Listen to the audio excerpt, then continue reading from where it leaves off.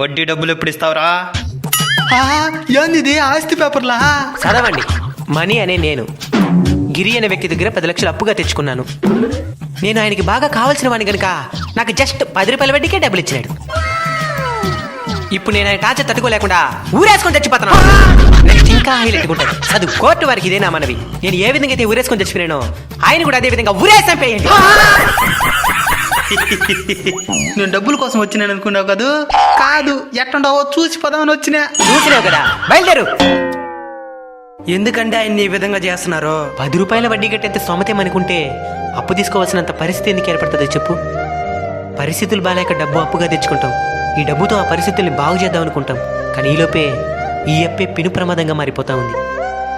ఒకటి డబ్బు కట్టేంత సమయమైనా ఇవ్వాలి, లేదా వడ్డీ డబ్బులైనా తగ్గించాలి. ఇలాంటి వారి టార్చర్ వల్ల ఎంతమంది చనిపోతున్నారో తెలుసా? మనిషికి ఆశ ఉండాలి కానీ అత్యాశ ఉండకూడదు.